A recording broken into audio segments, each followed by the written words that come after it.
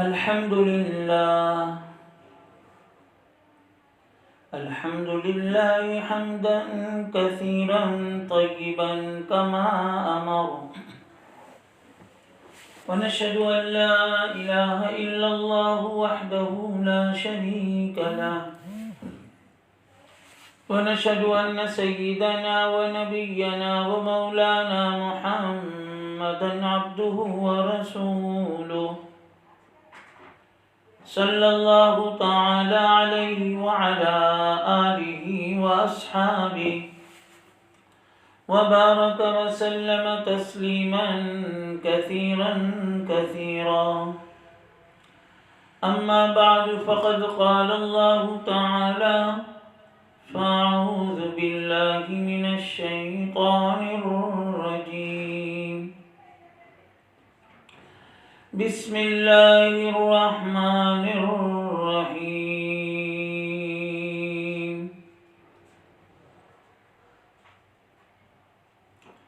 إن المسلمين والمسلمات والمؤمنين والمؤمنات والقانتين والقانتات والصادقين والصادقات والصابرين والصابرات والخاشعين والخاشعات والمتصدقين والمتصدقات والصائمين والصائمات والحافظين فروجهم والحافظات والذاكرين الله كثيرا والذاكرات أعد الله لهم مغفرة وأجرا عظيما. وقال رسول الله صلى الله عليه وسلم: يا أيها الناس أفشوا السلام تطعموا الطعام وصلوا بالليل والناس نيام أن تدخلوا الجنة بسلام. إن الله وملائكته يصلون على النبي يا أيها الذين آمنوا صلوا عليه وسلموا تسليما. اللهم صل على سيدنا مولانا محمد وصحبه وبارك وسلم. ہماری محترمہ مائیں اور بہنیں،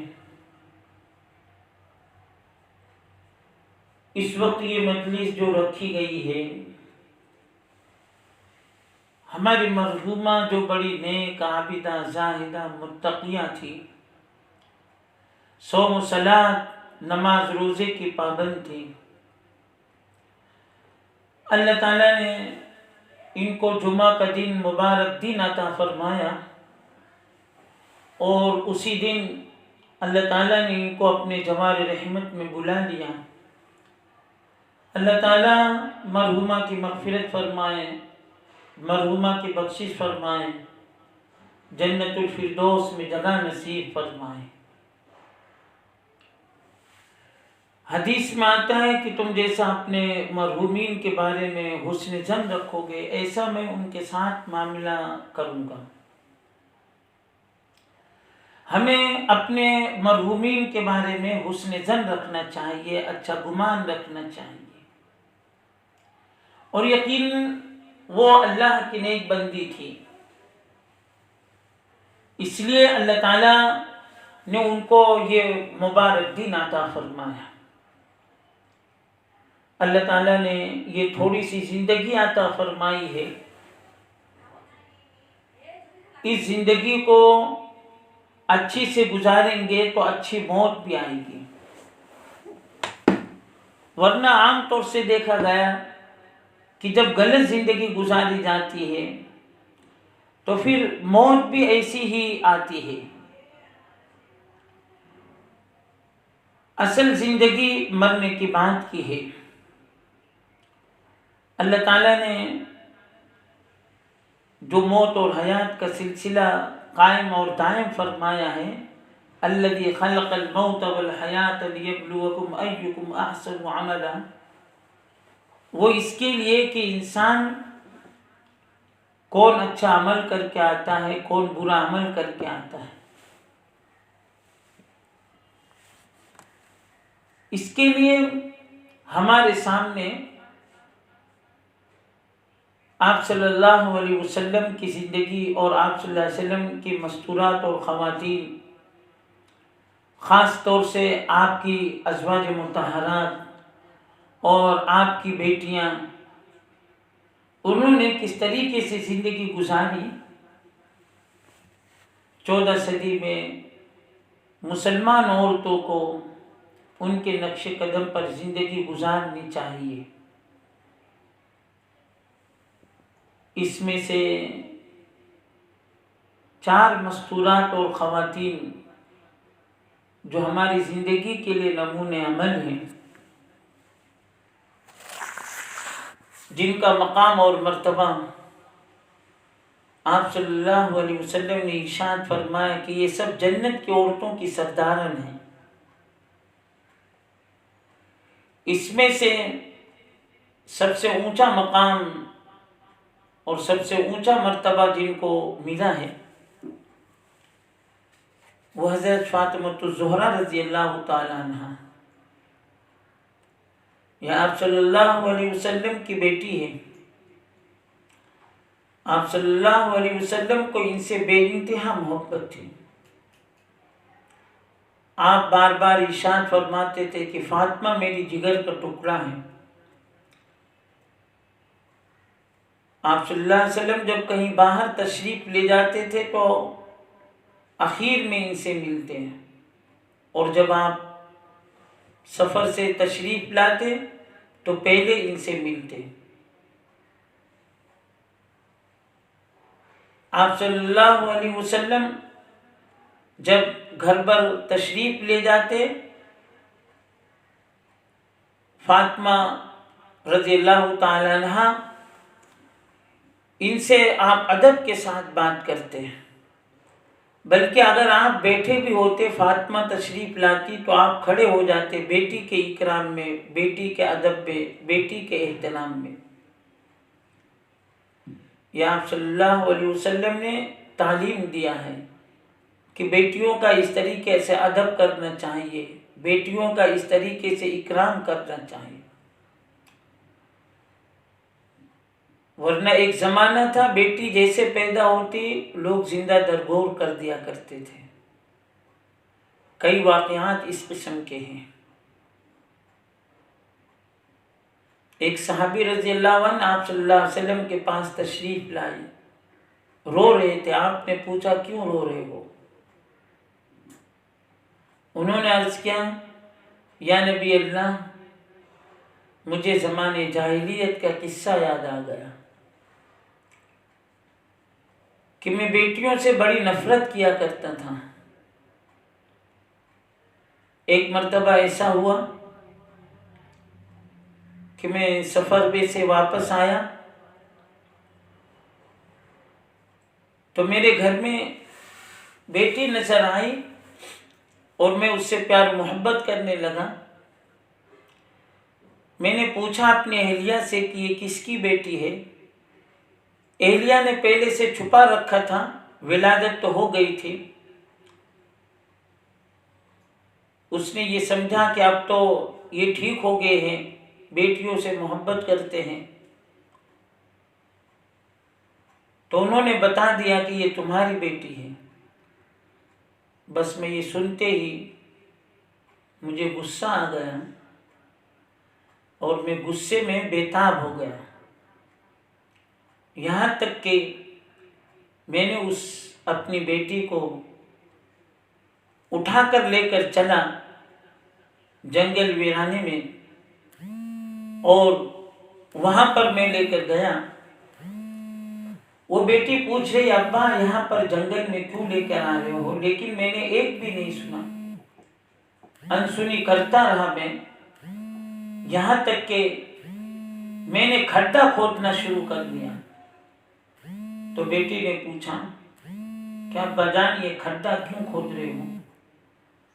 لیکن میں نے ایک نہ مانی، میں اس کو کھڈے کے اندر اتار دیا، تھوڑا سا مٹی ڈالنے لگا۔ وہ بیٹی روتے ہوئے کہہ رہے تھے کہ ابا جان میرا کیا جرم ہے، میرا کیا گناہ ہے کہ مجھے اس طریقے سے زندہ دفن کر رہے ہو؟ آخر کیا بات ہے؟ میں آپ کے سر پر بوجھ بننا نہیں چاہتی، مجھے کھانا نہ دیا جائے، مجھے پانی نہ دیا جائے، کوئی بات نہیں ہے، مجھے کیوں دفن کیا جا رہا ہے؟ آخر کار وہ روتی رہی، منت سماجت کرتی رہی، لیکن میں درندہ بن چکا تھا، میں حیوان بن چکا تھا، میں نے اس کی ایک بھی نہ مانی، اس کو زندہ ہی دفن کر دیا۔ یا نبی اللہ، کیا یہ میرے گناہ معاف ہوں گے؟ کیا میری بخشش ہوگی؟ رسول اللہ صلی اللہ علیہ وسلم کی آنکھوں میں آنسو بھر آئے اور آپ نے صحابہ کو مخاطب کر کے فرمایا کہ ان کو جلدی سے یہاں نکال لو۔ حالانکہ آپ صلی اللہ علیہ وسلم بڑے رحم دل تھے، آپ بڑے شفیق تھے، لوگوں پر رحم اور کرم کرنے والے تھے، لیکن اس پر آپ کو برداشت نہیں ہوا اور آپ نے فوراً کہا کہ ان کو نکال دو یہاں سے، یہ میرے سے پوچھ رہا ہے بخشش ہوگی؟ اگر میرے ہاتھ میں یہ معاملہ ہوتا، نبوت حالانکہ کسی کے اوپر کبھی بھی تلوار نہیں اٹھایا، لیکن پھر بھی آپ نے اس وقت یہ ارشاد فرمایا کہ میں ان کو تلوار سے ذبح کر دیتا، لیکن ان کو لے جاؤ، میں ضرور اللہ سے ان کی مغفرت کے لیے، ان کی بخشش کے لیے دعا تو کروں گا، لیکن ان کو کہہ دو کہ یہ میرے سامنے کبھی بھی نہ بیٹھے۔ تو زمانے جاہلیت میں ایسا معاملہ تھا، بچیوں کے ساتھ ان کو زندہ درگور کر دیا جاتا تھا۔ آج بھی مکہ المکرمہ میں حرم شریف کے پیچھے ایک جگہ ہے، آج بھی قبرستان ہے، وہ وہاں کی حکومت بہت کچھ وہاں پر بنانا چاہتی لیکن بنا نہیں سکتی، بطور یادگار کے وہ قائم اور دائم ہے۔ وہیں پر زندہ بچیوں کو درگور کیا جاتا تھا۔ پیارے نبی صلی اللہ علیہ وسلم آئے اور آپ نے بیٹیوں کو مقام دیا، بیٹیوں کو عزت عطا فرمایا۔ آپ نے ارشاد فرمایا کہ جس کے گھر پر بیٹی تولد ہو اور ان کی پرورش کا انتظام کر دے اور اچھے ٹھکانے دے دے، تو کل قیامت کے دن مجھ سے وہ اتنے قریب ہوں گے جس طریقے سے بیچ کی انگلی اور شہادت کی انگلی قریب ہوتی ہے، اس طریقے سے وہ جنت میں مجھ سے قریب ہوں گے۔ اسی لیے آپ صلی اللہ علیہ وسلم حضرت فاطمہ رضی اللہ تعالیٰ عنہ سے بہت زیادہ اکرام و محبت کا معاملہ فرمایا کرتے تھے۔ حضرت فاطمہ رضی اللہ تعالیٰ عنہ سے محبت کی ایک وجہ تو یہ ہے کہ یہ بڑی عبادت گزار تھی، راتوں کو قرآن پاک کی تلاوت اکثر کیا کرتی تھی اور 2 رکعت نماز کی نیت اس تصور میں باندھا کرتی تھی کہ اللہ، میں یہ 2 رکعت نماز پڑھنے کے لیے میں نے نیت کی ہے اور اس میں یہ نیت کی ہے کہ تیرا پورا کلام میں اس میں پڑھوں گی، لیکن پورا نہیں ہو پاتا تھا۔ اتنے میں مؤذن فجر کی اذان کہہ دیا کرتا تھا تو اللہ سے شکوہ شکایت کیا کرتی تھی کہ بار الہ، تو نے اتنے مختصر رات دی کہ اس میں ایک کلام بھی پورا نہیں ختم کر سکی۔ کسی زمانے میں ماں و بہنوں بچیوں کو شکوہ شکایت رہا کرتی تھی کہ ہمارے پاس عبادت کا وقت نہیں ہے۔ آج اللہ تعالیٰ نے وقت ہی وقت دیا ہے، آسانی کا دور ہے۔ کسی زمانے میں عورتوں کو باہر سے لکڑی بھی لانا پڑتا تھا، آٹا بھی پیسنا پڑتا تھا، سب کچھ کرنا پڑتا تھا۔ آج اللہ تعالیٰ نے آسانی کا دور عطا فرما دیا ہے، گھر میں سب کچھ ہو جاتا ہے اور وقت ہی وقت رہتا ہے۔ پھر بھی توفیق نہیں ہوتی کہ اللہ کی عبادت کی جائے، اللہ کی بندگی کی جائے۔ ان وقتوں کو بیکار کاموں میں، گناہ کے کاموں میں، فسق و فجور کے کاموں میں، معصیت کے کاموں میں ان وقتوں کو گزار دیا جاتا ہے۔ جب سے موبائل کا آیا تو کوئی کسی کا نہیں ہے، ایک ہی کمرہ ہے، ایک ہی گھر ہے، ابا الگ موبائل میں ہیں، بیٹے الگ موبائل میں ہیں، بہنیں الگ موبائل میں ہیں، بہویں الگ موبائل میں ہیں، اور سب کے الگ الگ دنیا قائم ہو جاتی ہے۔ اور آپس میں جو محبت اور پیار کے ساتھ زندگی گزارنی چاہیے وہ ختم ہو جاتا ہے۔ خدمت کا جذبہ ختم ہو گیا کہ چلو ہم خدمت کر دیں، ہم کھانا بنا دیں، ہم اس طریقے سے کپڑا دھو دیں کسی کا، وہ سب خدمت کا جذبہ ختم ہو گیا۔ اس لیے حضرت فاطمہ کی زندگی سے یہ سبق لینا چاہیے کہ حضرت فاطمہ کس قدر عبادت کیا کرتی تھی اور خدمت بھی کس طریقے سے کیا کرتی تھی کہ پانی وغیرہ اس زمانے میں کنواں رہا کرتا تھا، رسی ڈول سب ڈال کر خود پانی کھینچا کرتی تھی، جس کی وجہ سے ان کے ہاتھ پر گھٹے پڑ گئے تھے۔ ایک مرتبہ نبی علیہ السلام کے پاس تشریف لے گئی، ابا جان مجھے پانی بھرتے بھرتے میرے ہاتھ پر گھٹے پڑ جاتے ہیں، آپ کے پاس خادمائیں وغیرہ رہا کرتی ہیں، تو آپ مجھے کوئی خادم عطا فرما دیجیے۔ آپ نے ارشاد فرمایا، ارے اللہ کی بندی تو میری بیٹی ہے، میں تجھے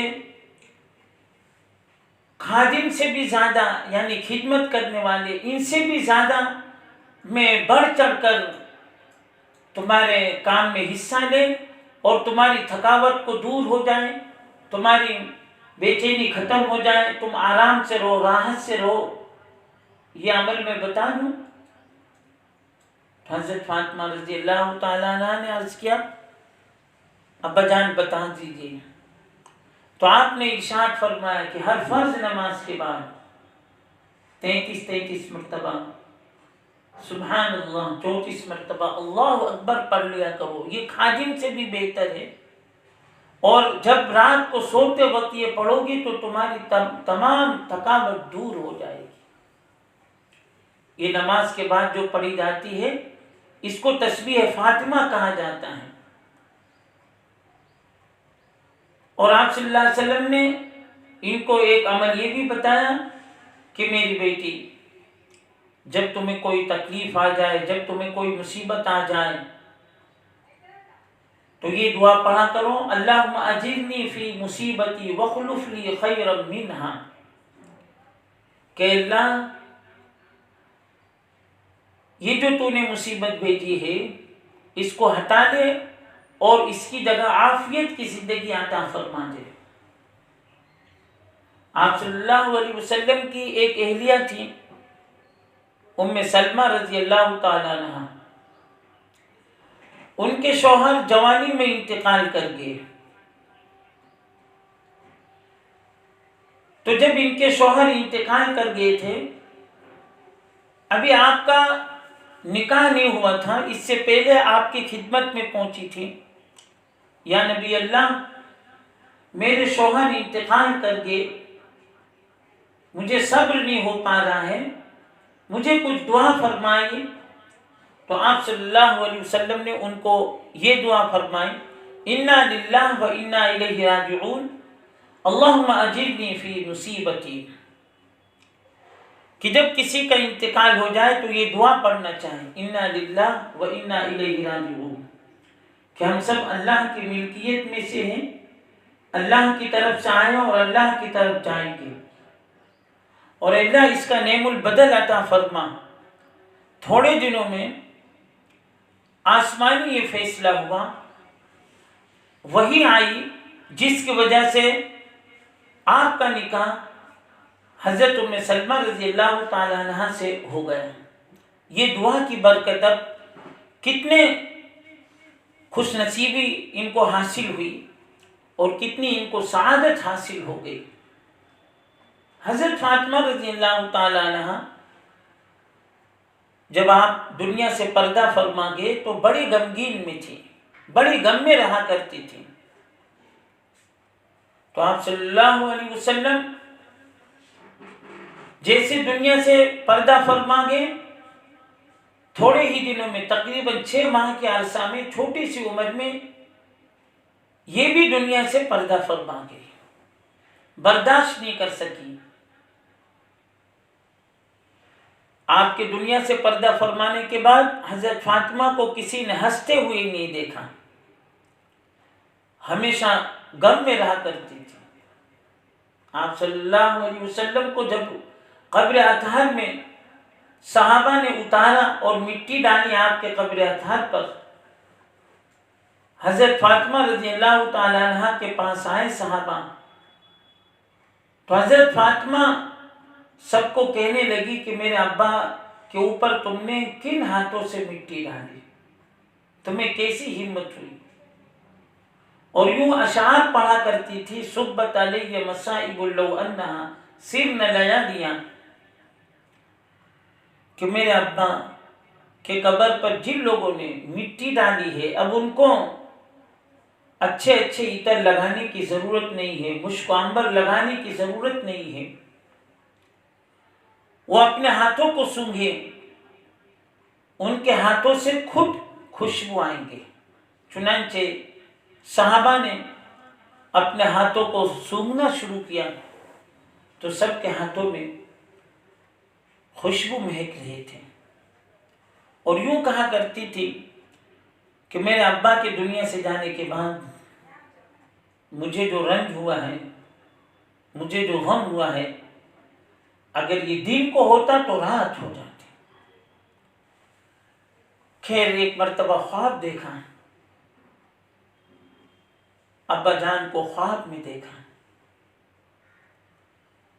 پیارے نبی صلی اللہ علیہ وسلم اپنی بیٹی کو ارشاد فرما رہے ہیں کہ میری بیٹی، افطاری تو تم کو میرے ساتھ کرنا ہے، سحری تم اپنے گھر والوں کے ساتھ کر دو۔ پتہ چل گیا، احساس ہو گیا کہ اب میرا دنیا سے جانے کا وقت آ گیا۔ حضرت علی رضی اللہ عنہ جو ان کے شوہر تھے، حسنین حضرت حسن اور حسین رضی اللہ تعالی عنہما، ان کی اماں تھی، سب کو جمع کیا، اور جمع کرنے کے بعد کچھ وصیت اور نصیحت کرنے لگے۔ وصیت اور نصیحت میں یوں کہنے لگی، مستورات اور خواتین سے گزارش ہے کہ جو آنے والی بہنیں وہ بیٹھ جائیں چپ چاپ، کسی کو بلائیں نہیں، جگہ ہے سب بیٹھ جائیں، اور کسی کو یہ بھی نہ کہیں کہ آپ چپ رہیں، خاموشی کے ساتھ، جگہ بہت وسیع الحمدللہ، جہاں جگہ ملے وہاں پر بیٹھ جائیں، آواز بھی سب جگہ جا رہی ہے، لیکن آپس میں بات چیت نہ کرے، یہ دین کی بات ہے، خاموشی کے ساتھ، توجہ کے ساتھ اس طریقے سے سنیں، بالکل خاموش رہیں، درود شریف پڑھتے رہیں، اپنی زبان سے اللہ اللہ کرتے رہیں، وہ بھی دھیرے دھیرے، لیکن شور گل آواز کسی قسم کی نہ آئے۔ بہرحال جب یہ خواب یہ دیکھ چکی، اب اپنے بچوں کو، گھر والوں کو نصیحت کر رہی ہیں کہ دیکھو آج میرا آخری دن ہے، مجھے غسل کرا دو، اور کہنے لگی کہ دیکھو آج میں روزے کی حالت میں ہوں، سحری تمہارے ساتھ کر لیتی ہوں، افطار تو مجھے اپنے ابا کے ساتھ کرتا ہے۔ شام ہوتے ہوتے طبیعت خراب ہو گئی، سب جمع ہونے لگے صحابہ، تو کہنے لگی کہ دیکھو جب میں دنیا سے رخصت ہو جاؤں زیادہ لوگوں کو اطلاع مت کرنا. تھوڑی سی دیر کے بعد دیکھا گیا کہ پیشانی مبارک پر پسینے کے آثار ظاہر ہوئے. جب کسی مومن بندے یا بندی پر موت کے وقت پسینے کے آثار ظاہر ہوں تو سمجھ لو کہ اس کا ایمان پر خاتمہ ہونے جا رہا ہے. چنانچہ تھوڑی دیر کے بعد دیکھا گیا کہ ان کی زبان سے کلمہ مبارک جاری اور ساری ہو گئے. دیکھو کتنی اچھی موت آ رہی ہے. اچھی موت کی تمنا کرنی چاہیے. آج بری موتیں آ رہی ہیں. ہسپتال کی موت, ایکسیڈنٹ کی موت, کبھی گھر گر جانے کی وجہ سے موت, کبھی دریا اور سمندر میں ڈوب جانے کی موت, اور اکثر تو گناہ کرتے کرتے موت آ رہی ہے. اللہ کی نافرمانی کرتے کرتے موت آ رہی ہے. اچھی موت کا مل جانا یہ بہت بڑی سعادت کی بات ہے, بہت بڑی نیک بختی کی بات ہے. جیسے یہ اللہ کی نیک بندی کتنی اچھی موت آئی, جمعہ کا دن ملا, کوئی نماز نہیں گئی نماز پڑھتے ہوئے. یہ سب رشک کی موتیں ہوا کرتی ہیں. اور یہ سب جب بندہ عبادت کرتا ہے, بندگی کرتا ہے, دعا مانگتا ہے, حسن خاتمہ کے لیے ایک بہترین دعا میں بتا دیتا ہوں. تیسرے پارے میں ہے ربنا لا تزغ قلوبنا بعد اذ ہدیتنا وہب لنا من لدنک رحمۃ انک انت الوہاب. جو بندے کثرت سے اس دعا کو پڑھتے رہیں گے تو ان کا خاتمہ ایمان پر ہوگا. اس کا ترجمہ یہی ہے کہ اللہ ہدایت دینے کے بعد تو گمراہ مت کرنا. ربنا لا تزغ قلوبنا بعد اذ ہدیتنا وہب لنا من لدنک رحمۃ انک انت الوہاب. کہ پروردگار بس تو ہماری مغفرت فرما, بخشش فرما. اور بھی بہت ساری دعائیں ہیں. اصل تو گناہ سے بچنا ہے. اگر گناہ سے نہیں بچیں گے تو یہ وظیفے اذکار یہ بھی کام نہیں آئیں گے. اصل گناہ سے بچنا ہے. ایک صحابی ہے حضرت علقمہ رضی اللہ تعالیٰ, ان کا جب آخری وقت آیا تو سکرات بہت سخت ہو گئی, موت نہیں آ رہی ہے, اور اسی اجیر پن میں کبھی ادھر کروٹ کبھی ادھر کروٹ, اسی بے چینی قرب میں ان کی زندگی گزر رہی تھی. آپ صلی اللہ علیہ وسلم کو بلایا گیا, آپ تشریف لائے. آپ نے دیکھتے ہی فرمایا, آپ نے فرمایا ان کی والدہ ناراض ہے, ان کی والدہ کو بلاؤ. تو ان کی والدہ کو بلایا گیا. آپ نے فرمایا علقمہ تمہاری اماں کیوں ناراض ہے؟ تو وہ کچھ جواب نہیں دے پا رہے تھے. تو حضرت علقمہ رضی اللہ تعالی عنہ ان کی اماں نے خود بتایا کہ میں ان سے سخت ناراض ہوں. انہوں نے اپنی بیوی پر مجھے ترجیح دیا, اپنی بیوی کے پیچھے رہ کر مجھے تھپڑ مارا ہے. یا نبی اللہ میں سخت ناراض ہوں. تو آپ نے ارشاد فرمایا اللہ کی بندی تم اس کو معاف کر دے ورنہ اس کی سکرات اور تیز سے تیز ہوتی چلی جائے گی. انہوں نے عرض کیا میں نہیں معاف کرنے کی.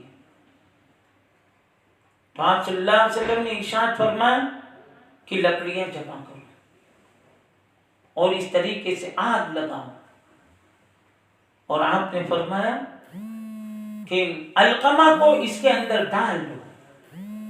تو کہنے لگی یا نبی اللہ ایسا نہ کرو, ایسا نہ کرو, میں معاف کرتی ہوں. میں ماں تو ماں ہوتی ہے, ماں کی شفقت اور ماں کی ترحم کا کیا کہنا. ماں تو ماں ہی ہوتی ہے. شفقت کا جذبہ آ گیا اور کہنے لگی کہ یا نبی اللہ میں اپنے بیٹے کو معاف کرتی ہوں. جیسے معاف کیا ایسے ان کی روح آسانی کے ساتھ نکل گئی. اس لیے سکرات سخت ہو جاتی ہے گناہ کی وجہ سے, بدعملی کی وجہ سے. اس لیے ہر قسم کے گناہ، ہر قسم کی بدعملی، ہر قسم کے فواحش اور منکرات، نافرمانیاں، ان سے بچتے رہنا چاہیے اور ان سے اجتناب کرتے رہنا چاہیے۔ اچھی موت دینداروں کی آتی ہے، جب نیکی کے ساتھ زندگی گزاری جاتی ہے۔ اللہ تعالیٰ ایسے لوگوں کے بارے میں قرآن مجید میں فرماتے ہیں، ان الذين قالوا ربنا الله ثم استقاموا تتنزل عليهم الملائكة ألا تخافوا ولا تحزنوا وابشروا بالجنة التي كنتم توعدون، کہ جن لوگوں نے اللہ کے حکم کے مطابق اپنی زندگی گزاری، اللہ کی اطاعت اور بندگی کے ساتھ زندگی گزاری، جب ان کا آخری وقت آتا ہے تتنزل علیہم الملائکہ، تو اللہ کے فرشتے نازل ہوتے ہیں خوشخبریاں لے کر، اللہ تخافوا ولا تحزنوا، تم کچھ خوف نہ کرو، تم کچھ غم نہ کرو، وَأَبْشِرُوا بِالْجَنَّةِ الَّتِي كُنْتُمْ تُوعَدُونَ، جس جنت کی خوشخبری تمہیں دنیا میں سنائی دی جاتی تھی آج تمہارے سامنے ہے۔ فرشتے جنت کا سارا نظارہ لے کر آتے ہیں اور جس کی روح نکالی جاتی ہے اس کو دکھایا جاتا ہے۔ نحن اولیاؤکم فی الحیات الدنیا وفی الآخرہ، فرشتے کہتے ہیں کہ ہم دنیا میں بھی تمہارے رفیق تھے اور آخرت میں بھی ہم تمہارے رفیق رہیں گے۔ فرشتے ہر وقت ساتھ میں رہتے ہیں۔ گھر سے جب جنازہ نکلتا ہے، فرشتے گھر والوں کو کہتے ہیں کہ اس کی روزی اب ختم ہو گئی تمہارے گھر سے، اب ہم ان کو آخرت کی طرف لے کر جاتے ہیں، پروردگار کی طرف ہم ان کو لے کر جا رہے ہیں۔ اور فرشتے اتنے کثرت سے آتے ہیں جنازوں میں۔ ایک مرتبہ آپ کا قصہ ہے، آپ صلی اللہ علیہ وسلم، ایک صحابی عبداللہ رضی اللہ عنہ، ان کے جنازے میں آپ شریک تھے، تو آپ پیروں کے بل چل رہے تھے۔ صحابہ نے عرض کیا، یا نبی اللہ آپ پیروں کے بل کیوں چل رہے ہیں؟ تو آپ نے ارشاد فرمایا کہ ان کے جنازے میں اس قدر فرشتے کثرت سے آئے ہوئے ہیں کہ مجھے پیر رکھنے کی جگہ نہیں ہے۔ تو جو نیک بندے ہوتے ہیں، فرشتے ان کے جنازوں میں ان کے ساتھ چلتے ہیں، اور جب قبر میں اتارا جاتا ہے تو فرشتے ان کو ساتھ دیتے ہیں اور ان کے دل کو بہلاتے ہیں، اور منکر نکیر جب آتے ہیں سوال کرنے کے لیے، فرشتے ان کی مدد کرتے ہیں، جن کے ذریعے سے یہ قبر میں جواب دیتے ہیں۔ قبر میں جو سوال کیا جاتا ہے، من ربک، من دینک، من نبیک، تو ان کا یہ جواب دیتے ہیں۔ رابعہ بصریہ رحمۃ اللہ علیہ، جب ان کو قبر میں رکھا گیا، بڑی عبادت گزار تھی، منکر نکیر آئے سوال کرنے کے لیے، ایسے اللہ کی بندی تھی، عبادت گزار، کہنے لگی کہ ابھی تو صرف میں 2 ہاتھ نیچے زمین پر آئی ہوں، ہمیشہ میں نے اپنے اللہ کی عبادت کی، ہمیشہ میں نے اپنے اللہ کی بندگی کی، ابھی صرف 2 ہاتھ نیچے میں زمین کی آئی، کیا اتنی دیر میں اپنے رب کو بھول جاؤں گی؟ منکر نکیر اللہ کے پاس گئے اور کہنے لگے کہ آپ کی بندی تو ایسی کہہ رہی ہے۔ تو اللہ تعالیٰ نے ارشاد فرمایا، ہاں وہ میری ایسی ہی نیک بندی تھی، رابعہ بصریہ، آج بھی ان کا نام زندہ ہے۔ ہر محلے میں رابعہ کے نام سے مشہور و معروف ان کا جو نام ہے ہر محلے میں نظر آئے گے. اس قدر عبادت کیا. رابعہ بصریہ رحمۃ اللہ علیہ کے بارے میں آتا ہے کہ جب رات ہو جاتی تھی تو کہا کرتی تھیں کہ پروردگار رات ہو گئی. بادشاہوں نے اپنے دروازے بند کر دیے، لوگ اپنے خلوت گاہوں میں چلے گئے، اور یوں کہا کرتی تھی کہ آج کی رات تو قیام کی رات ہے، تو پوری رات قیام میں گزار دیا کرتی تھی، یعنی کھڑے کھڑے. کبھی کہا کرتی تھی کہ آج کی رات تو رکوع کی رات ہے، تو پوری رات رکوع میں گزار دیا کرتی تھی. کبھی کہا کرتی تھی کہ آج کی رات تو سجدے کی رات ہے، پوری رات سجدے میں گزار دیا کرتی تھی. کسی زمانے میں رابعہ ہوا کرتی تھی، کسی زمانے میں شاہوانہ ہوا کرتی تھی. ان عورتوں کے واقعات کتابوں میں موجود ہیں. جب ہم پڑھتے ہیں اور آج کی موجودہ زمانے کی عورتوں خواتین کے حالات دیکھتے ہیں تو ہماری نظریں شرم کے مارے گر جاتی ہیں اور ہم پشیمان ہو جاتے ہیں. ہم سوچنے پر مجبور ہو جاتے ہیں آج کل کی عورتوں کو دیکھ کر کہ کیا یہی رابعہ بصریہ ہوا کرتی تھی کسی زمانے میں؟ کیا یہی فاطمہ ہوا کرتی تھی؟ کیا یہی سمیہ ہوا کرتی تھی؟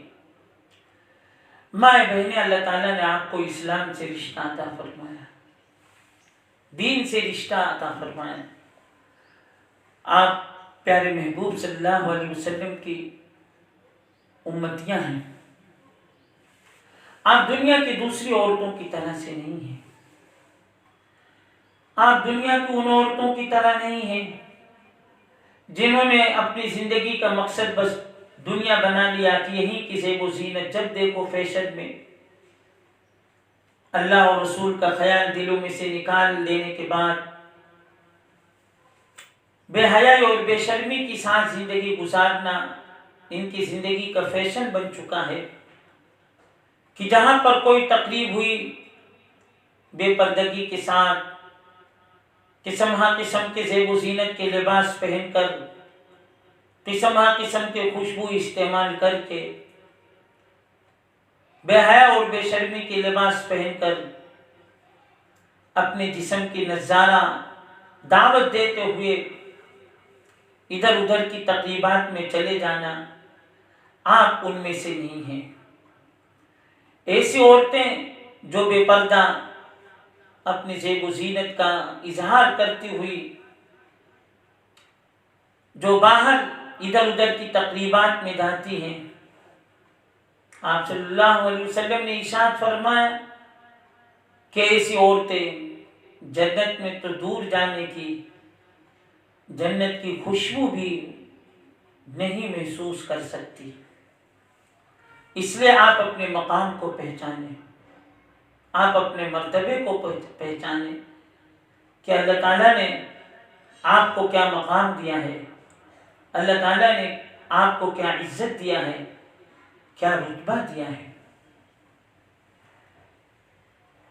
اسلام میں عورتوں کا اتنا درجہ ہے کہ اللہ تعالیٰ نے عورتوں کے نام سے ایک سورت 4 پارے میں سورۃ النساء نازل فرمایا اور 18ویں پارے میں سورۃ النور، یہ عورتوں کی طرف منسوب ہے.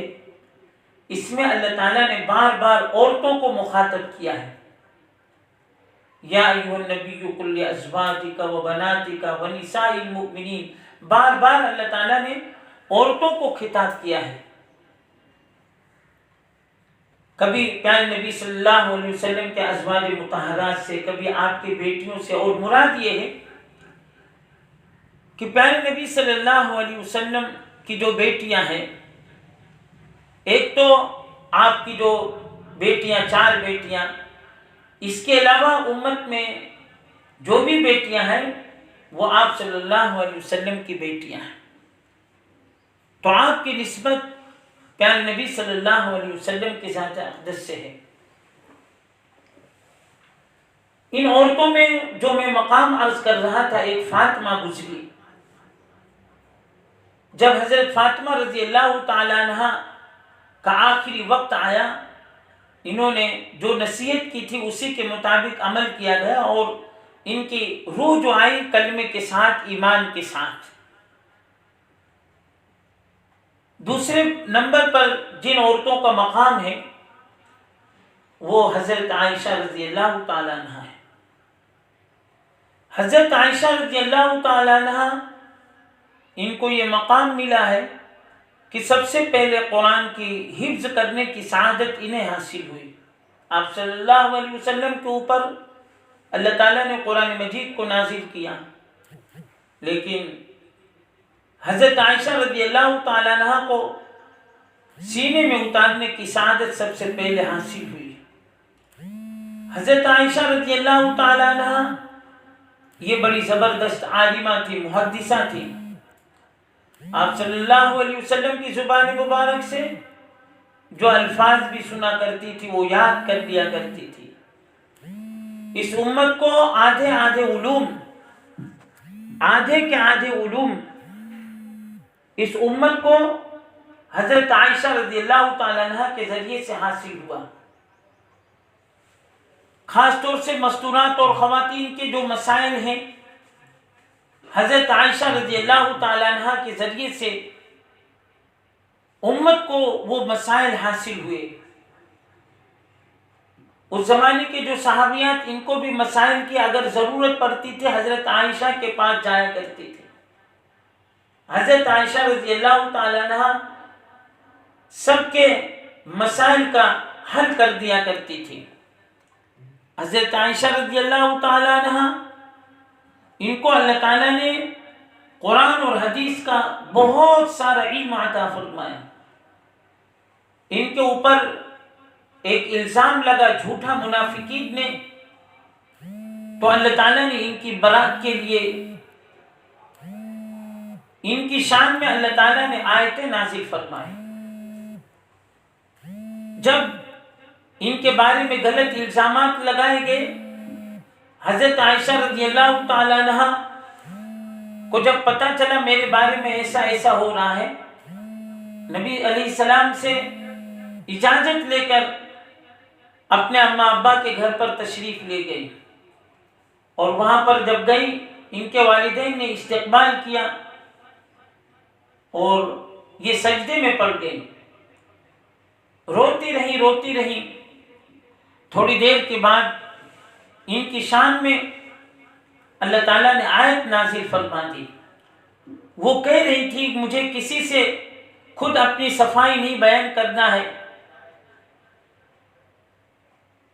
اس وقت ان کو اتنا غم تھا کہ غم میں حضرت یوسف علیہ السلام کا نام نہیں یاد آ رہا تھا،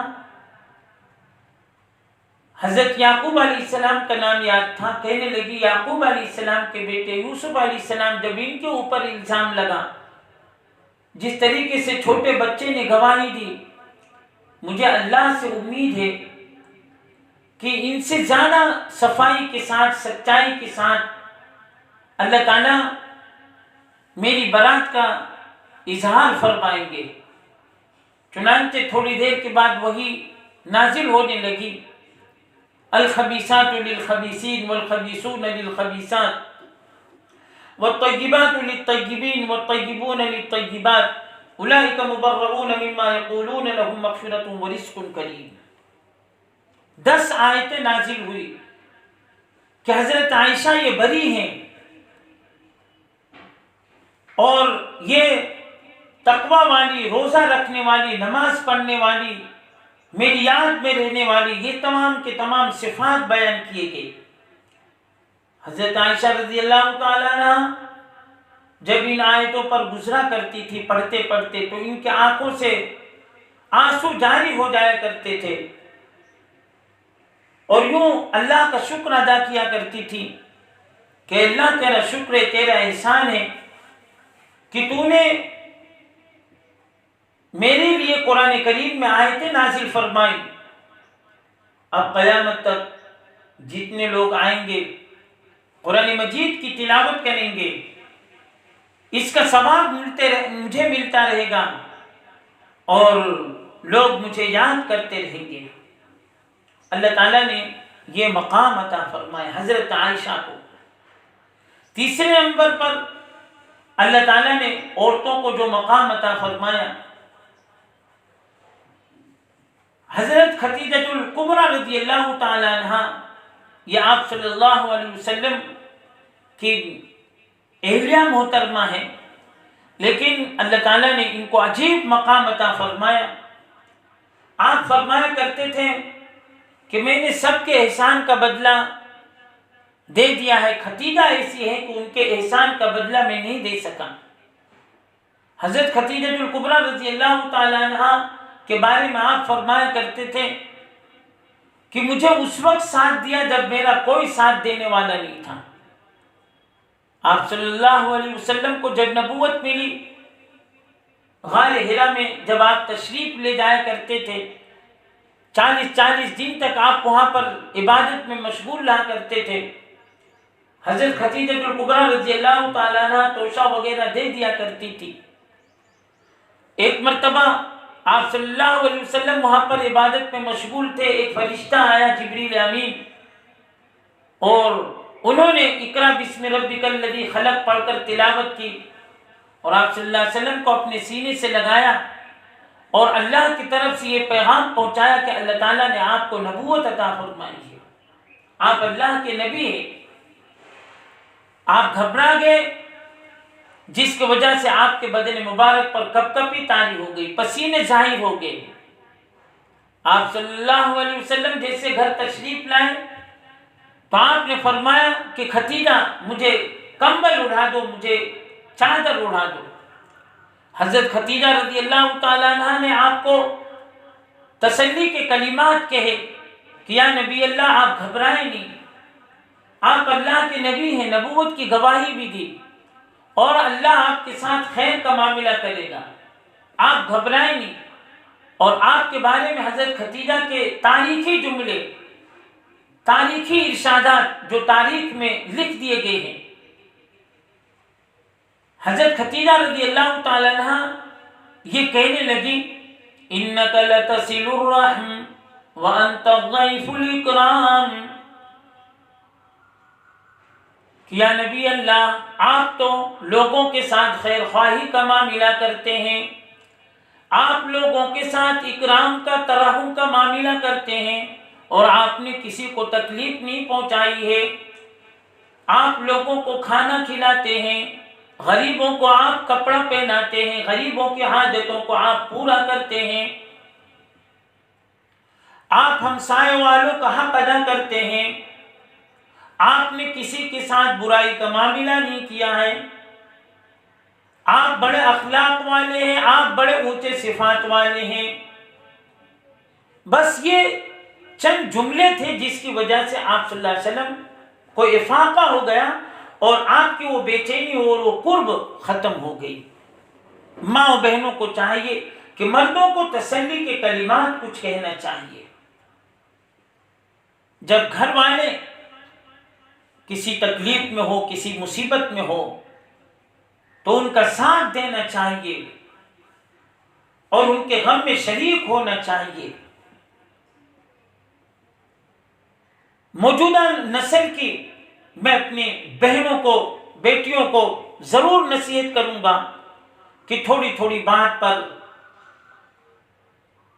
شوہروں سے الجھ نہ جائیں، بلکہ ان کو ہمت دے، ان کو تسلی کے کلمات کہے اور اپنے گھروں کو تھوڑی تھوڑی سے اعزار کی بنیاد پر نہ توڑے، عزت کے ساتھ، حفاظت کے ساتھ۔ جب ماں باپ نے کسی سے وابستہ کیا ہے ان کے ساتھ وفاداری کے ساتھ اپنی زندگی کو گزار لے۔ آج تھوڑی تھوڑی سی بات کے اوپر غصے ہو جانا، الجھ جانا، تل ملا جانا، اس کی وجہ سے گھر ٹوٹ جاتے ہیں، گھر برباد ہو جاتے ہیں۔ اس لیے صبر اور شکر کے ساتھ اپنی زندگی کو گزارے اس کے بعد حضرت مریم علیہ السلام کا قصہ آتا ہے. حضرت مریم علیہ السلام، آپ صلی اللہ علیہ وسلم نے ان کے بارے میں ارشاد فرمایا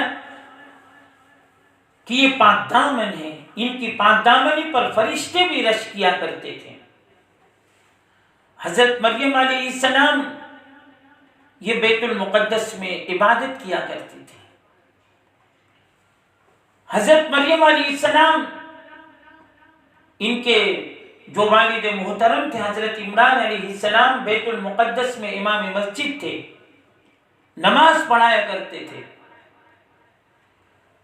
حضرت عمران علیہ السلام کے یہاں کوئی اولاد نہیں تھی، لڑکا. انہوں نے اللہ سے دعا مانگی، بلکہ نظر بھی مانگ لیا کہ اے اللہ تو مجھے ایک نیک صالح اولاد عطا فرما تو میں اس اولاد کو بیت المقدس کے لیے وقف کر دوں گا. قرآن مجید میں اس کا ذکر ہے. انہوں نے جو نظر مانی، اذ قالت امرأة عمران رب انی نذرت لك ما في بطني محررا فتقبل مني انك انت السميع العليم. پروردگار میرے یہاں کوئی اولاد نہیں ہے، مجھے خواہش اور تمنا ہے ایک اولاد کی. فلما وضعتها قالت رب انی وضعتها انثى والله اعلم بما وضعت وليس الذكر كالانثى وانی سمیتها مریم. اللہ تعالیٰ نے حضرت عمران علیہ السلام کی دعا کو قبول کر لیا. انہوں نے لڑکا مانگا تھا، لیکن اللہ تعالیٰ نے مقدر میں فرما دیا کہ تمہیں بیٹی عطا کی جائے گی. اور یہ بھی ساتھ فرمایا وَإِنِّي سَمَّيْتُهَا مریم، اور ان کا نام بھی مریم رکھ دینا. حضرت مریم علیہ السلام جیسے آئی،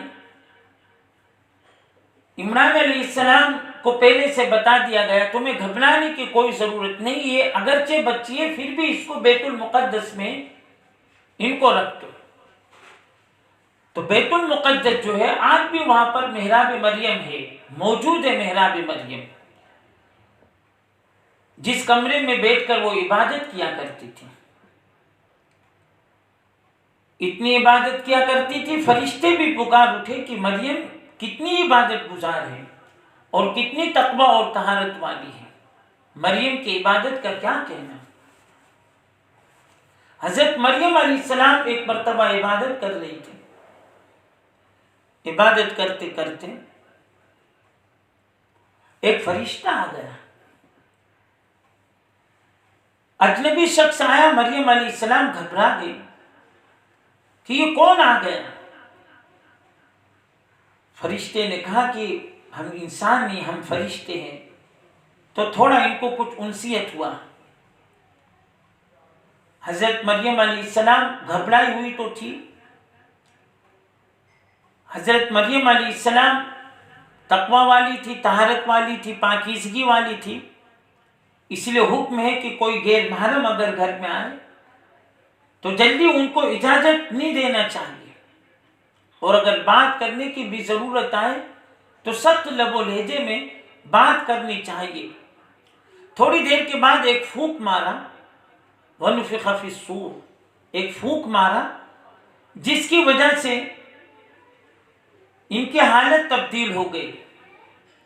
اور پھر تھوڑے دنوں میں اللہ تعالیٰ کی طرف سے ان کو اشارہ ہوا کہ تمہارے یہاں ایک اللہ کی طرف سے نبی آنے والے ہیں. چنانچہ حضرت عیسیٰ علیہ السلام انہی کے ذریعے سے دنیا میں وجود میں آئے. حضرت عیسیٰ علیہ السلام جب بچپن میں آئے تو یہ گھبرا گئی کہ لوگ مجھے طعنہ دیں گے کہ مریم انہوں نے تو نکاح تو کیا نہیں، آخر کار یہ لڑکا کہاں سے آیا. تو اللہ تعالیٰ نے خود ہی کہا کہ بچے کی طرف اشارہ کر دو. حضرت عیسیٰ علیہ السلام ابھی بچپن میں تھے. تو جب کوئی پوچھتا حضرت مریم علیہ السلام اشارہ کرتی کہ ان سے پوچھو. قرآن مجید میں سورہ مریم آپ مائیں بہنیں پڑھو، قرآن سے قریب ہو، قرآن کے ترجمے کو پڑھو، قرآن کی تفاسیر کو پڑھو، قرآن سے جی لگائے، بجائے ادھر ادھر کی کتابیں پڑھنے کے، بجائے ادھر ادھر کے اپنے اوقات کو قرآن کریم کی طرف متوجہ ہو۔ قرآن مجید گجراتی زبان میں، اردو، سب کے ترجمے ہو چکے ہیں، سب کی تفاسیر آ چکی ہے۔ آپ سورہ مریم ضرور پڑھنا، جا کے ترجمے کے ساتھ پڑھنا۔ تو حضرت مریم علیہ السلام اشارہ کیا کرتی تھی کہ اس بچے سے پوچھو۔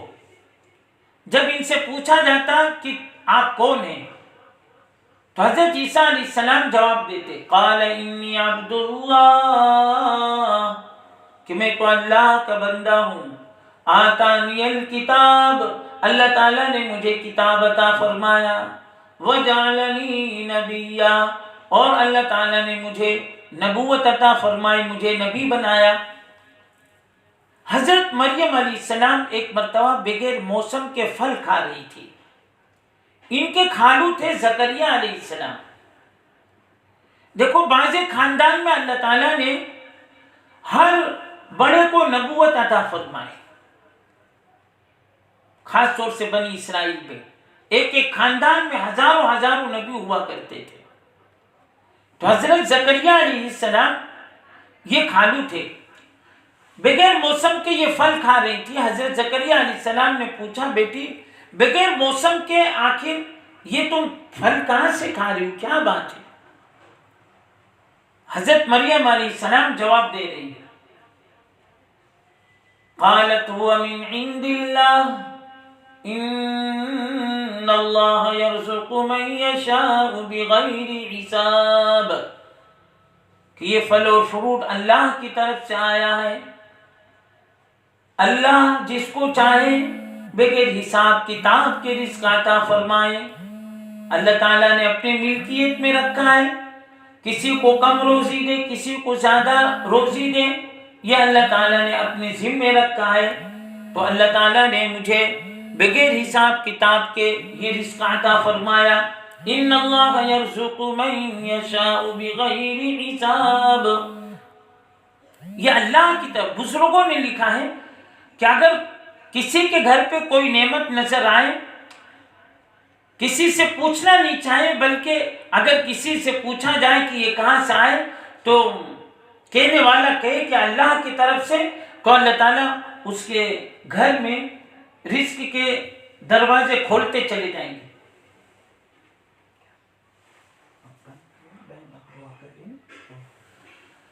اب میں اپنے بیان کو ختم کرتا ہوں۔ مائیں بہنیں، بیانات اصل کرنا مقصود نہیں ہوتا۔ میں مستقل 25 سال سے بیان کر رہا ہوں۔ اب اصل عمل کی بات ہے کہ اب اپنی آخرت بن جائے، موت کے بعد کی زندگی میں ہم کامیاب ہو جائیں۔ اس کے لیے ایسے موقع پر جیسے ہم مرحومہ کے اصحال ثواب کے لیے آئے ہوئے ہیں، تو ایسے موقع پر ہم سب اللہ کی طرف متوجہ ہوں اور ہم اپنی زندگی کی فکر کریں۔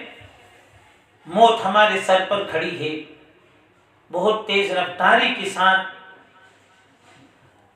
بچے، جوان، بوڑھے، ضعیف، وہ شاعر کی طرح سے ہماری عمر مثل برف کی کم ہوتی چلی جا رہی ہے۔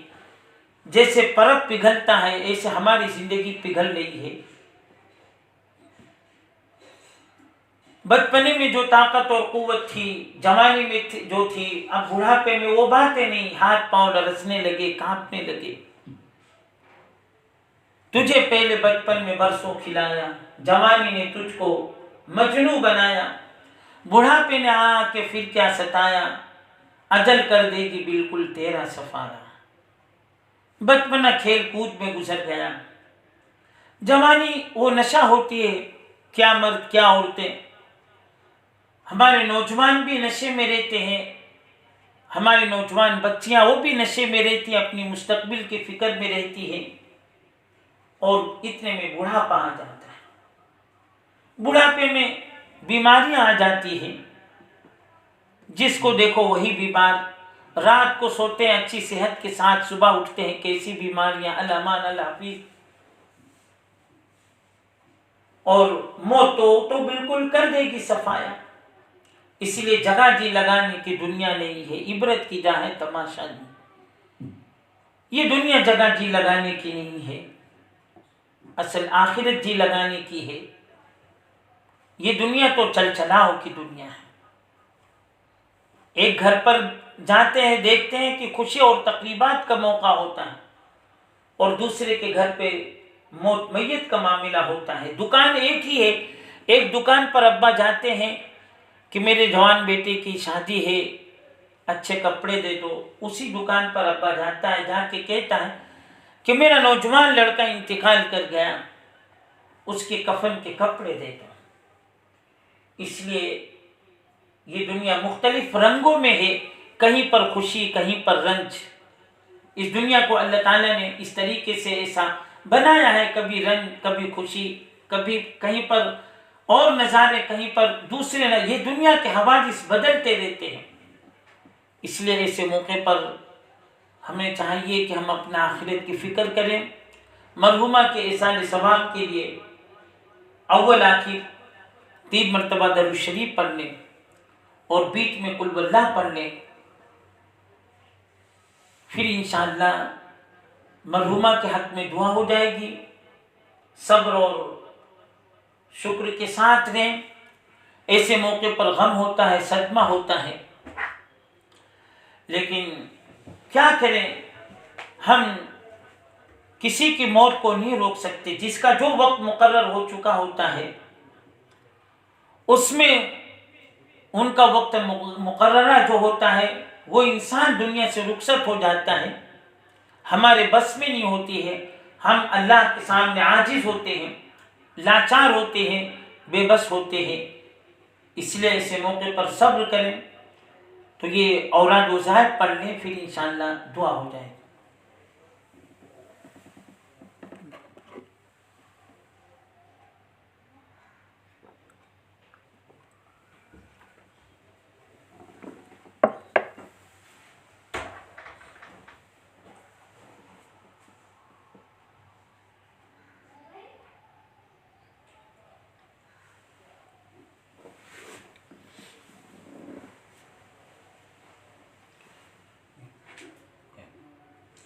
الحمد لله رب العالمين والعاقبة للمتقين والصلاة والسلام على رسول محمد وعلى آله وأصحابه أجمعين.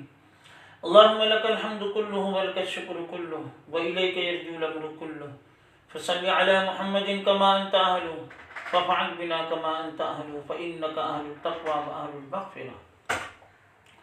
اللهم اغفر لجميع المؤمنين والمؤمنات والمسلمين والمسلمات، اللهم بارك لهم فيما رزقتهم واغفر لهم وارحمهم واعف عنهم واکرم نزلهم. یا اللہ، ہم بڑے گنہگار ہیں، بڑے خطا کار ہیں، بڑے مجرم ہیں۔ ہم جیسے گنہگار کو اس زمین میں کبھی نہیں دیکھا ہوگا، آسمان میں کبھی نہیں دیکھا ہوگا۔ رات دن گناہ میں، فسق و فجور میں، معصیت میں مبتلا رہتے ہیں۔ یا اللہ، ہم معافی مانگتے ہیں اپنے لیے بھی، پورے امت مسلمہ کے لیے بھی، خاص طور سے ہماری مرحومہ کے لیے۔ یا اللہ، سب کی مغفرت فرما، سب کی بخشش فرما، سب کے درجات کو بلند فرما۔ خاص طور سے یا اللہ، یہ مرحومہ بڑی نیک بندی تھی، تیری اطاعت گزار تھی، عبادت گزار تھی۔ یا اللہ، صبر و شکر کرنے والی تھی، بظاہر دنیا دیکھا نہیں۔ یا اللہ، یا اللہ، ایسے ہی بس تیری بندگی میں، تیری عبادت میں اللہ اللہ کرتے تجھے راضی اور خوش کرتے ہوئے چلی گئی۔ ہمارا ان کے ساتھ حسن ظن ہے، نیک بندیوں میں انہیں شامل حال فرما دے۔ اللہ، ان کے لیے ان کے گھر والوں نے جو قرآن کریم کی تلاوت کیے، یا ذکر اوراد کیے، یا اوراد وظائف پڑھے، صدقہ خیرات کیے، سارا کا سارا ثواب سب سے پہلے حضرت صلی اللہ علیہ وسلم کی روح اقدس کو پہنچا کر بعد میں ہماری مرحومہ کو یا اللہ ان کا ثواب عنایت فرما دیجیے۔ ایک نہ ایک دن ہم بھی اس دنیا کو چھوڑ کر جانے والے ہیں۔ آج ان کی باری کل ان کی باری. روزانہ اعلان ہوتا ہم سنتے بھی فلاں انتقال کر گیا, ایک دن ہمارے بارے میں بھی اعلان کیا جائے گا. یا اللہ لوگ ہماری تجہیز و تکفین کی تیاری میں مشغول ہو جائیں گے, ہمارا نام بھی بدل دیا جائے گا, لوگ کہیں گے کہ میت کب نکالی جائے گی. یا اللہ کوئی تو غسل کرانے کے لیے تختے کا انتظام کر رہا ہوگا, کوئی تو قبر میں لے جانے کے لیے کھاٹ کا استعمال کرنے کی فکر میں ہوگا.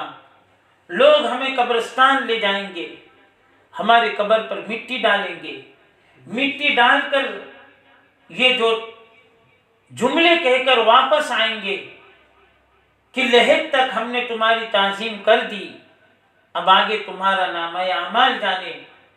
یا اللہ لوگ ہمیں چھوڑ کر چلے آئیں گے, اس وقت ہمارے اعمال ہی کام آئیں گے, لیکن پھر بھی ہمیں اپنے اعمال کی فکر نہیں, رات دن بس دنیا کی لذتوں میں منہمک ہیں, یہیں کی زیب و زینت میں منہمک ہے. یا اللہ ایسے اعمال صالحہ کی توفیق دے دے کہ یہ اعمال صالحہ قبر میں ہمارے لیے روشنی کا سبب بن جائے, کہ جب عذاب قبر کسی بھی طرف سے آئے, کبھی نماز بچا لے, کبھی روزہ بچا لے, کبھی صدقہ خیرات بچا لے, کبھی اعمال صالحہ بچا لے. یا اللہ زیادہ سے زیادہ اعمال صالحہ کرنے کی توفیق عطا فرما. یا اللہ ہم سب کو 5 وقت نماز پڑھنے کی توفیق عطا فرما. یا اللہ ہماری مستورات اور خواتین بڑی تعداد میں جمع ہوئی ہیں, یا اللہ انہیں سمیہ اور مریم, یا اللہ جن عورتوں کے قصے سنائے گئے, عائشہ کے, فاطمہ کے, خدیجہ کے, ان کے نقش قدم پر انہیں زندگی گزارنے کی توفیق عطا فرما. بے حیائی بے شرمی سے ان کو بچا لے. یا اللہ آج کے باطل کی طاقتیں مسلمان عورتوں کو خصوصاً بے حیائی کی طرف, بے شرمی کی طرف لے جانے کی کوشش میں لگے ہوئے ہیں. یا اللہ ہماری ماں و بہنوں کے سروں پر جو دوپٹے ہیں ان کی لاج رکھ لے, حفاظت فرما لے, انہیں سمیہ اور مریم کی چادر اڑا دے, عائشہ و کلثوم کی چادر اڑا دے, ان کی چادر اترنے سے حفاظت فرما لے, تقویٰ دے دے, حیا اور شرم اور پاک دامنی دے دے. یا اللہ ہمارے نوجوانوں کو بھی ان کے ہاتھوں سے گانے بجانے کے آلات چھڑا کر تسبیح دے دے, قرآن دے دے, ان کی زبانوں پر بجائے گانے کے الفاظ کے قرآنی نغمات کو جاری اور ساری کر دے. یا اللہ امت عجب حالت میں ہے, چاروں طرف امت پریشان ہے. یا اللہ ہم سنتے ہیں کہ بے شمار مستورات اور خواتین اپنے گھر بار کو چھوڑ کر دھرنا دیے بیٹھی ہوئی ہیں, عجیب حالت میں وہ اپنی بات کو حکومت تک پہنچانا چاہتی ہے, لیکن کوئی ان کی بات کو سننے والا نہیں. حکومتوں کی نظر دوسری طرف توجہ ہو گئی ہے, بجائے تعمیری کام کرنے کے آپس میں نفرتیں بڑھانے کا, آپس میں خلفشار پیدا کر دیا ہے. یا اللہ انہیں تو ہدایت عطا فرما دے, انہیں توفیق دے دے کہ اچھے کام کرے اور اچھے دن لا دے. یا اللہ مسلمانوں کے لیے ہمارے مساجد کی, معابد کی, دینی اداروں کی, دینی خانقاہوں کی تو پوری حفاظت فرما. یا اللہ جن لوگوں نے دعاؤں کے لیے کہا لکھا متوقع رہے کہنا چاہتے تھے لیکن کسی مجبوری پر نہیں کہہ سکے, ان کے جائز مقاصد جائز حسنات کو پورا فرما. جو بیمار ہیں انہیں شفا کلی نصیب فرما. یا اللہ ہم جیسوں کے پاس لوگ روتے ہوئے آتے ہیں, کبھی کبھی دواؤں کے ڈبے دکھاتے, اتنی ہم دوا کھاتے کہ ہمیں دوا کھانے کی طاقت بھی نہیں ہے. یا اللہ لوگ عجیب بیماریوں میں, یا اللہ کوئی کینسر کے مرض پہ, یا اللہ کوئی گردے کے فیل کی بیماری پہ, کیسی کیسی بیماریوں میں. یا اللہ سب کو بیماریوں سے نجات عطا فرما دے, سب کو شفا کلی نصیب فرما دے. لوگ روزیوں کے لائن سے بڑے پریشان ہیں, گھروں میں جھگڑے ہو رہے ہیں, گھر والے خرچے پورے نہیں کر پا رہے ہیں, روزیوں میں برکت عطا فرما دے. یا اللہ پریشانیوں کو دور فرما دے, جن کے رشتے نہیں ان کے رشتے قائم اور دائم فرما دے. متعلقہ مستورات اور خواتین کا بھی انتظام فرما دے, زوجین میں محبت عطا فرما دے, نیک اور صالح اولاد عطا فرما دے. یا اللہ ہماری اولادیں ان کو نیک اور صالح بنا دے، اولادوں کے غموں سے تو ہماری پوری حفاظت فرما، سب کے اولادوں کو ہنسی اور خوشی کے ساتھ زندگی گزارنے کی توفیق عطا فرما۔ یا اللہ اولادوں کو نافرمان ہونے سے، غلط راہ پر جانے سے یا اللہ تو حفاظت فرما دے۔ یا اللہ جس دن موت آئے ہماری تمنا اور خواہش ہے کہ ہم مدینہ پہنچے ہوئے ہو، روز اقدس پر صلاۃ و سلام پیش کر رہے ہوں، اتنے میں ہماری بلاوا آ جائے، کل قیامت کے دن ہمارے موت کے بارے میں گواہی دینے کی ضرورت پڑے، پیارے نبی دے رہے ہوں۔ یا اللہ ایسی موت ہم سب کو نصیب فرما، پیارے نبی کے ہاتھوں سے جام کوثر پینے کی توفیق عطا فرما، پیارے نبی کی یا اللہ شفاعت ہم سب کو نصیب فرما۔ یا اللہ بڑے سخت حالات چل رہے ہیں، کس کو کہیں یا اللہ، کس کو کہیں، کس کو کہیں یا اللہ، تو ہی ہمارا خالق ہے، تو ہی ہمارا رب ہے۔ بچوں کو تکلیف ہوتی وہ اپنے ماں باپ کے پاس ہی جاتے، چھوٹا بچہ بھی ہوتا ہے، اگر کوئی مار دیتا ہے تو چھوٹا بچہ اپنے اماں کے پاس جاتا ہے، گلہ کرتا ہے، شکوہ کرتا ہے۔ ماں گھر سے باہر نکلتی ہے اور ایک آواز لگاتی ہے، دوسرے بچے سہم جاتے ہیں، بچے کو ہمت آ جاتی ہے، ڈھارس اس کی بداتی۔ پروردگار تو ہی ہمارا خالق ہے، جو ماں باپ سے بھی زیادہ شفیق ہے، ہم اپنا گلہ کس سے کریں، تجھ سے نہ کرے تو کس سے کریں؟ اتنے دنوں سے مسلمانوں پر حالات ہے، پریشانی ہے، تو کیوں نہیں مدد کرتا؟ پروردگار مدد فرما دے، مدد فرما دے۔ اے فرشتوں تم ہمارے مجلس میں بیٹھے ہو، ہمارے اللہ کو ہم سے راضی کروا دو، تم تو معصوم عن الخطا ہو، تم تو دعاؤں پر آمین کہتے ہو، لیکن ایسی دعا مانگ لو کہ اللہ ہم سے راضی ہو جائے، خوش ہو جائے، اور اللہ کی غیبی مدد اور نصرتیں ہمارے ساتھ ہو جائیں، غیب سے اس کی شکلیں اور صورتیں پیدا ہو جائیں۔ یا اللہ مرنے کے بعد کی جو زندگی، قبر، حشر، پرسرات، تمام منزلیں آسانی بعافیت کے ساتھ پورا فرما دے۔ یا اللہ یہ مائیں بہنیں بڑی تعداد میں تیرے سامنے اپنے آنچل کو پھیلا رکھی، یہ مائیں بہنیں ہیں جن کی تمنا، جن کی خواہش کو کوئی رد نہیں کر سکتا، ہر ایک ان کی ماں اگر کہہ دے بیٹا ان کی فرما برداری کرتا ہے، بیوی شوہر کو کہہ دے تو شوہر ان کی فرما برداری کرتا ہے۔ یا اللہ یہ مائیں بہنیں تیرے سامنے اپنے آنچل کو پھیلا کے بیٹھی ہے، ان کی جو خواہش ہے، جو جائز تمنا ہے، جو جائز مرادیں ہیں، پروردگار پورا فرما دے، پروردگار پورا فرما دے، پورا فرما دے، پروردگار پورا فرما دے۔ یا اللہ ہمارے نبی صلی اللہ علیہ وسلم نے جتنی خیر کی لائن سے دعائیں مانگی، وہ تمام خیر بھلائیاں ہم سب کو نصیب فرما، جتنی شرور و فتن سے پناہ چاہیے ہے یا اللہ ہم سب کو پناہ عطا فرما، سب کو حج بیت اللہ روز اطہر کی زیارت بار بار نصیب فرما، ہماری اس مقصد دعا کو اپنے فضل کرم حضرت رسول پاک صلی اللہ علیہ وسلم کے صدقے طفیل میں ہماری تمام دعاؤں کو قبول فرما۔ یا اللہ اس بندی کی ان گھر والوں نے بڑی خدمت کی، ان کو اس کا جزائے خیر عطا فرما، اس گھر پر اپنی خصوصی رحمتیں نازل فرما، اس خاندان کو قبول فرما۔ ربنا تقبل منا انك انت السميع العليم ان الله وملائكته يصلون على النبي يا ايها الذين امنوا صلوا عليه وسلموا تسليما اللهم صل على سيدنا مولانا محمد وصحبه وبارك وسلم سبحان ربك رب العزة عما يصفون وسلام على المرسلين والحمد لله رب العالمين برحمتك یا ارحم الراحمین۔ اب آخر میں یہی گزارش ہے کہ رونے دھونے کی بالکل فضا نہ بنائیں، قرآن پڑھیں، ذکر کریں، درود شریف پڑھیں، سب کو ایک دوسرے کو تسلی کی کلمات کہیں۔ اگر رونے کی کیفیت ہے، آنکھوں میں آنسو ہے، تو اس وقت اللہ کی رحمت متوجہ رہتی ہے، پوری انسانیت کے لیے ہدایت کی دعا مانگے۔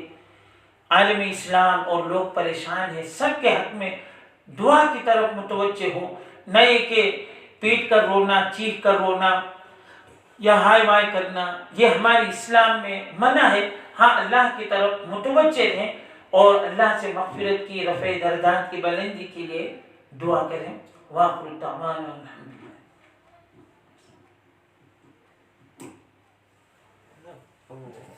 جتنا بھی پڑھا ہے وہ سب ہاں بخش